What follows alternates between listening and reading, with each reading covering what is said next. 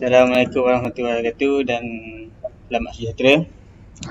Hari ini kami dari kumpulan 1 ingin mempersembahkan sebuah tajuk yang diberi nama Performance Characteristic of Two-Level Memory, Caches Memory System. Okay, next slide.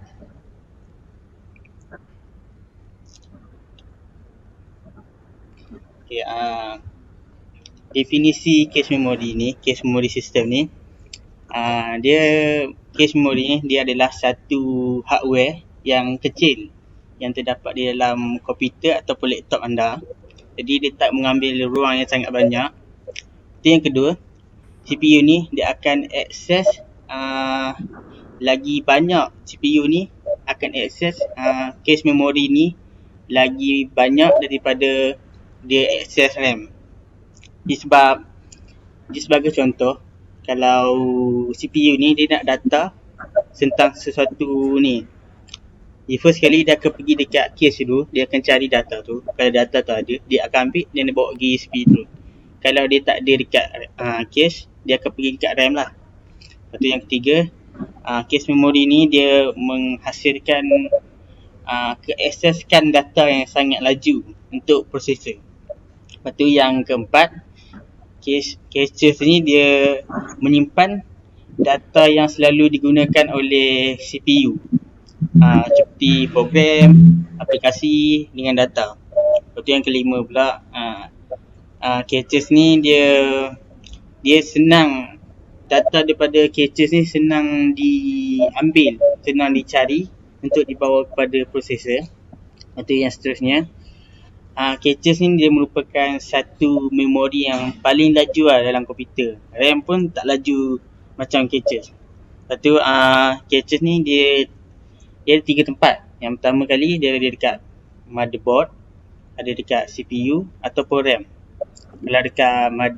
Kalau dekat CPU ni dia level 1. Kalau dekat motherboard dia level 2, kalau dekat RAM dia level 3. Jadi kalau tengok kat gambar ni, dia boleh ada lah, CPU ni ada 3 tahap. CPU ni dia ada CPU, RAM, caches ni dia ada di antara CPU dengan RAM. Jadi kalau kita tengok dalam komputer atau motherboard, kita boleh nampak lah CPU ni. Kita boleh nampak dekat motherboard ke. Kalau dekat CPU dengan RAM ni, dia memang dia terbenam sekali. Dia macam dia sekalikan dengan tu. Jadi susah lah kita nak tahu.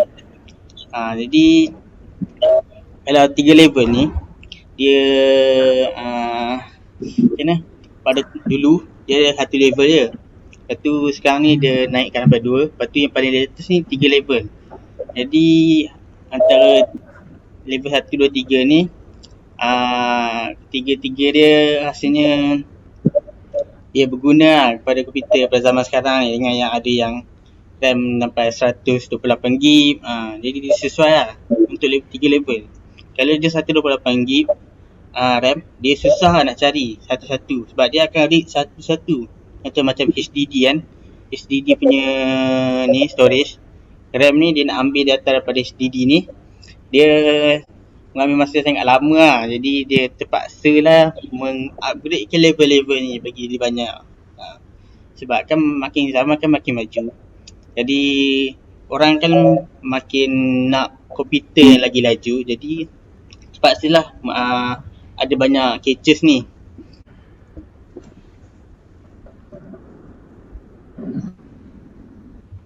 Seterusnya untuk saya pula, nama saya Muhammad Ar-Rasulin bin Ali, matric number 060071. Saya pula akan menerangkan tentang jenis-jenis caches seperti mana yang diterangkan oleh saudara Azrul. Caches ni terdapat 3 jenis caches, iaitu level 1, level 2 and level 3 caches. So sekarang ni saya akan terangkan dulu tentang ciri-ciri level 1 caches dulu, iaitu level caches yang pertama, dia terdapat memorinya dia terbina di dalam microprocessor itu tersebut. Contohnya level 1 ni memang betul-betul dalam CPU tu lah. Kalau kita beli Intel, dalam Intel tu. Kalau kita beli dalam AMD, dia dalam AMD tu sendiri.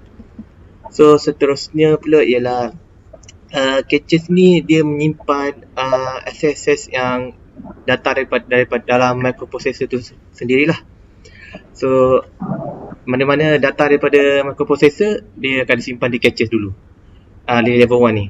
So seterusnya level 1 caches juga dipanggil sebagai primary caches lah di antara tiga-tiga ni, sebabkan CPU akan ambil data daripada level 1 ni dahulu, baru dia akan pergi level 2, level 3. Nanti akan saya terangkan lah di level 2 dan level 3. Level 1 caches juga dipanggil the fastest caches memory, kerana dia dibuild dengan menggunakan teknik zero wait state interface, iaitu dia tak ada delay, dia hampir dari segi macam panggil lah zero wait state okay.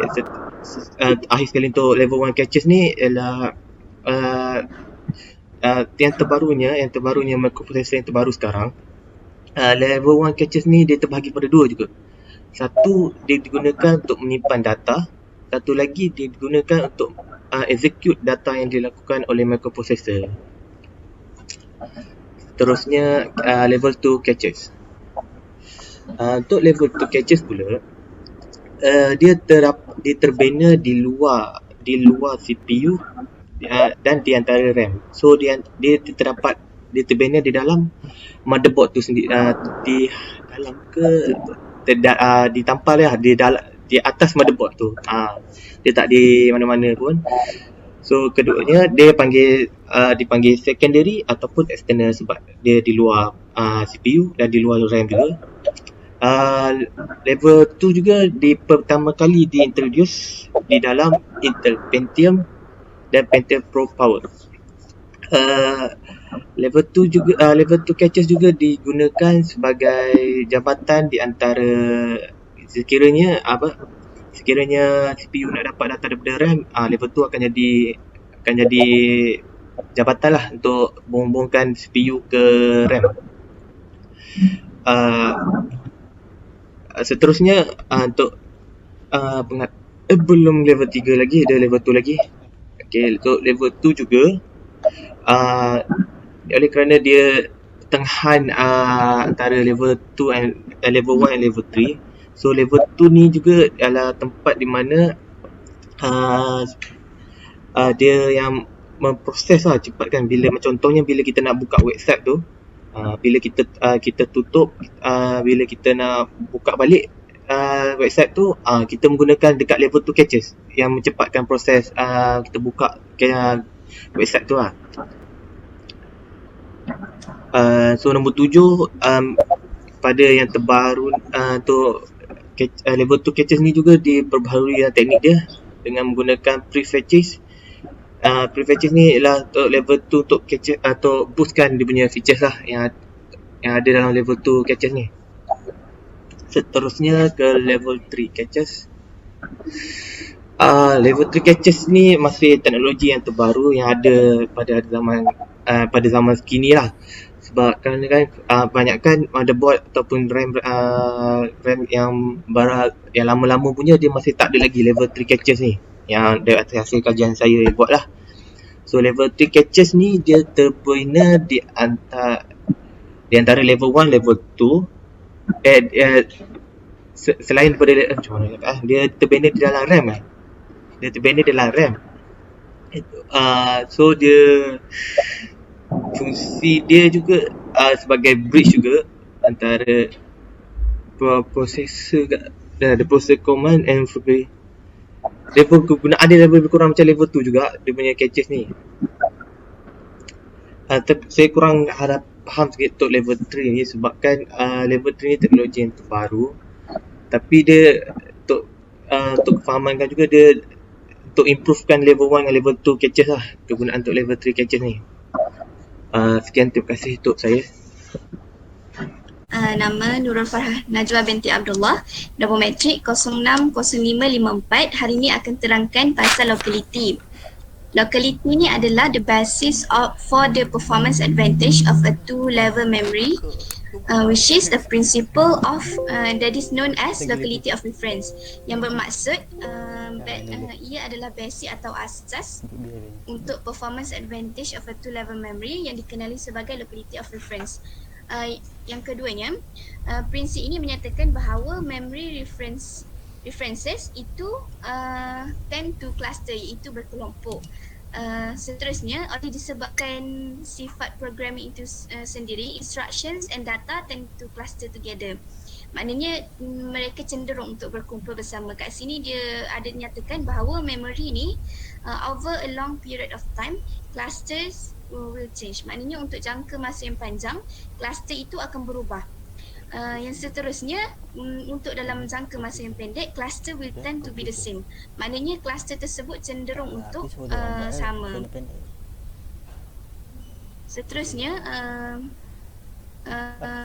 kat sini dia cakap bahawa locality, the principle of locality ni make sense lah, macam make sense, macam logik lah. Kalau consider the following line of reasoning, disebabkan sebab-sebab 4 ni. Yang first punya, except for branch and call instructions, only a small fraction of all program instructions program execution and is sequential. Dia cakap kat sini, except untuk branch dengan call instructions, hanya sebahagian kecil dari semua arahan program adalah berturutan.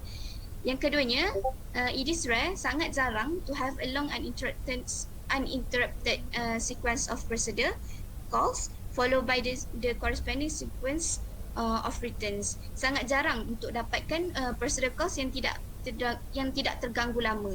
Yang seterusnya, most iterative constructs consist of a relatively small number of instructions repeated many times. Kat sini dia terangkan tentang kebanyakan konstruk berulang-ulang terdiri daripada sebilangan kecil arahan yang diulang berkali-kali. Yang keempatnya, dalam banyak program, in many programs, much of computation involve processing data structure. Banyak pengiraan melibatkan pemprosesan struktur data seperti arrays or sequence of sequence of records ataupun urutan dalam record. Dalam kes ni, rujukan berturut-turut ke atas data structure merupakan data yang paling dekat dengan items. Yang seterusnya, relative dynamic frequency of high level language operations. Kat sini table dia tunjuklah pasal studies, pasal dia buat studies macam buat apa ni? Buat studies lah. Kat sini nak terangkan pasal yang first, KNUT 71. Dia terang kat sini, the earliest study of programming language behavior melalui kajian awal mengenai behavior of programming language. Ia meneliti a collection of Fortran programs yang digunakan sebagai latihan pelajar. Mungkin dia menyatakan kat sini bahawasanya untuk studies yang dibuat oleh KNUT 71 ni, dia banyak gunakan sebagai latihan yang pelajar buat lah. Lepas tu yang keduanya, 1078 ataupun yang dikenali sebagai Tannenbaum. Itulah, dia menyatakan tentang bahawa ia menerbitkan measurements yang dikumpul dari lebih 300 prosedur yang digunakan dalam program sistem operasi dan ditulis dalam bahasa programming, iaitu SAL. Yang ketiganya, PATT82A.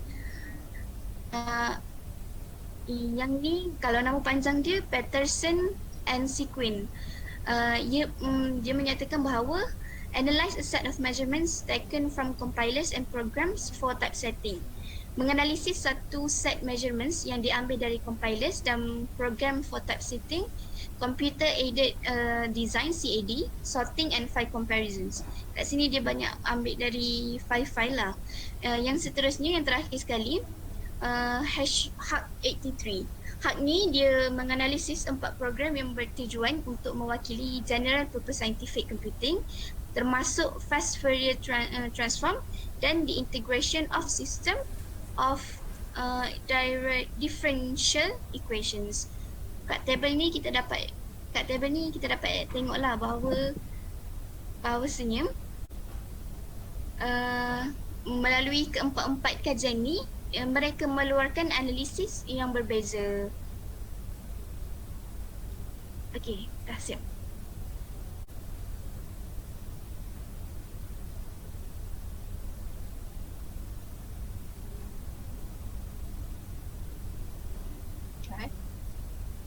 Dah. Okey. Okay. Assalamualaikum dan salam sejahtera. Saya Nur Syuhada binti Ahmad dengan nombor matrik 060076. Saya akan menerangkan tentang operasi di memori level 2, iaitu cara pengiraan purata masa untuk mencapai memori atau juga dikenali sebagai AMAT. Tapi sebelum tu saya ingin menerangkan tentang konsep cache hit dan cache miss. Okey. Cache hit ni berlaku apabila prosesor memerlukan arahan atau data dari alamat atau address RAM, tapi sebelum mengambil dari RAM, prosesor akan periksa dulu kat cache. Jika cache ada memori, jika ada reference untuk ke RAM, jika ada, ia akan baca data atau arahan yang sesuai dari cache, bukannya dari RAM. Lepas tu disebabkan cache memori lebih laju dari RAM, ia juga sekejap, sorry ya. Disebabkan cache memori lebih laju dari RAM dan juga berdekatan dengan CPU, ia boleh mengambil dan memulakan untuk memproses arahan dan data dengan lebih laju. Okey, untuk cache hit time ni adalah apabila prosesor memerlukan data atau arahan yang dibaca dari cache. Jadi masa untuk mengakses data dari cache ni disebut sebagai cache hit time. Untuk cache miss ni, jika data atau arahan yang diberikan oleh alamat RAM tidak dijumpai di cache memory, ini dikenali sebagai cache miss. Dalam kes ni, CPU dipaksa untuk tunggu sekejap sementara maklumat diambil dari RAM. Sebenarnya data atau arahan yang diambil dari RAM ditulis kepada cache memory dan dihantar ke CPU. Ini kerana arahan atau data yang paling baru yang digunakan sangat diperlukan semula dalam masa yang terdekat. Maksudnya dia akan guna balik yang arahan sebelum ni. Jadi apa-apa yang diminta oleh CPU kepada RAM sentiasa akan dikopi ke cache memory. Jadi untuk cache miss time penalty ni, sekiranya prosesor terlepas nak ambil maklumat tu dan masa yang diperlukan untuk mengambil blok yang diperlukan dari memory untuk dihantar ke CPU ni, dia dipanggil miss time penalty. Okey, yang ni bawah ni adalah ni hit ratio ni, untuk kira hit ratio. Jadi untuk kira hit ratio ni, number of cache hits bahagi dengan number of cache hits plus cache miss. Lepas tu untuk miss ratio 1 tolak hit ratio. Soalan ada dekat aku kan dah. So ni okey ni dah next. Okey, ni adalah formula untuk kira average access time. H darab. Okey, H ni adalah hit ratio yang formula saya bagi tadi tu. Darab dengan access time di memory 1 tambah dengan 1 tolak hit ratio tadi, darab dengan 1 darab dengan time access time di memory 1 dan memory 2. Yang access time 1 dan 2 tu ditambah. Okey. Soalan dah share screen kan ya?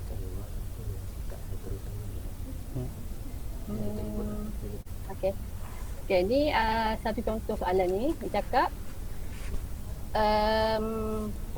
ada 1000 memory reference dan dalam 1000 tu ada 40 miss dalam level 1 dan 10 miss dekat level 2.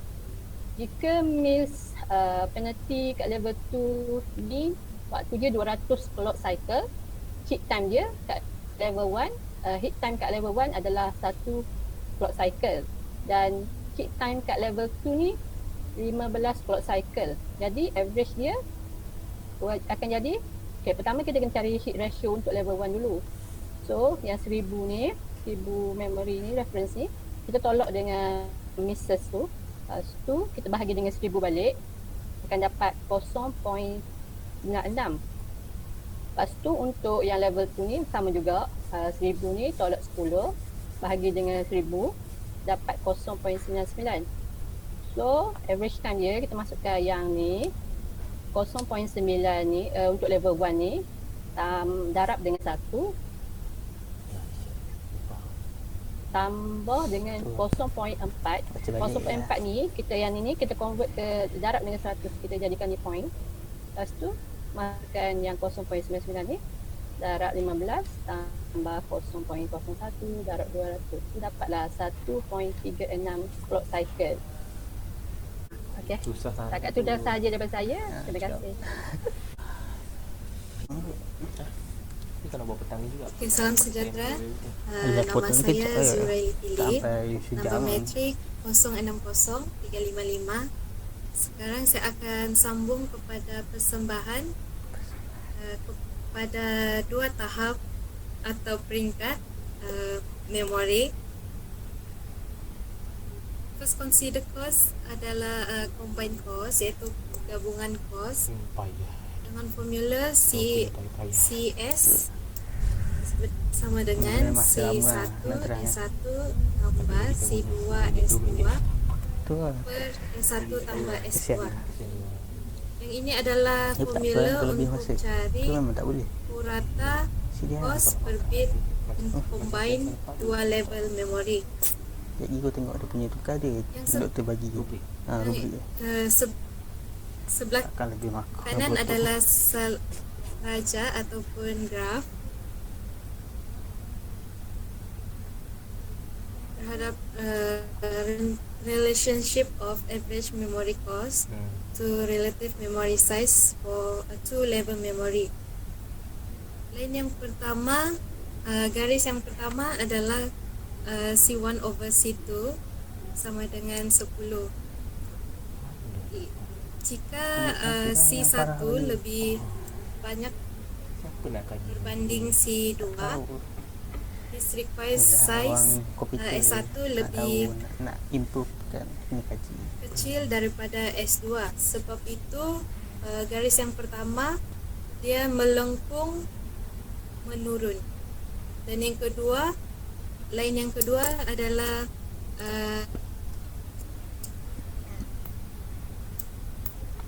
present equal 100, and third line present equal 1000. Next slide. Okey, seterusnya adalah kecakapan akses dengan formula T1 per TS dengan 1 per 1 tambah dalam kurungan 1 tolak H T2 per T1. Yang ini adalah mencari formula T1 per TS. Sekiranya T1 diberi lebih kurang berbanding T2, maka the hit ratio of close to 1 is needed. Jadi bermaksud the access efficiency baris yang menegak 1 dan juga hit ratio 1.0. Line yang pertama, R adalah stand for parameter dengan bersamaan 1000 iaitu line garis melengkung menaik berbeza dengan kos gabungan iaitu line garis melengkung menurun. M1 must be small to hold down cost and lead to improve the hit ratio and therefore the performance. Next.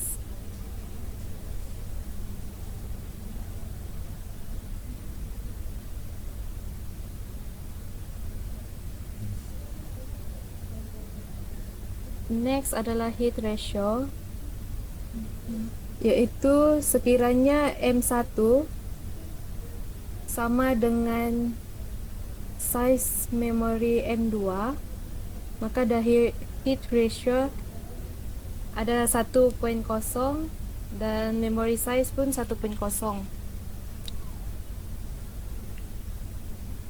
Line yang pertama adalah no locality. Inilah garis ini adalah linear function. Sekiranya M1 adalah sebahagian daripada M2, the hit ratio akan menjadi 0.5, iaitu sekiranya kita tambah satu garis di setengah daripada M1 dan M2, hit ratio akan jadi 0.5 untuk no locality. Line yang kedua, moderate locality, the hit ratio akan jadi 0.7 dan strong locality akan menjadi 0.9.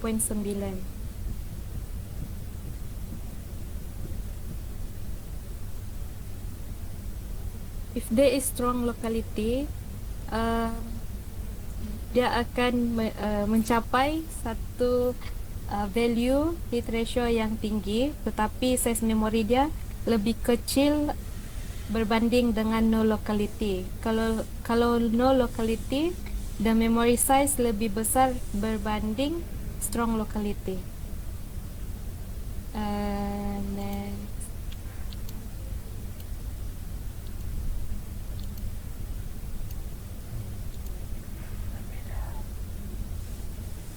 Okay, dalam kesimpulannya,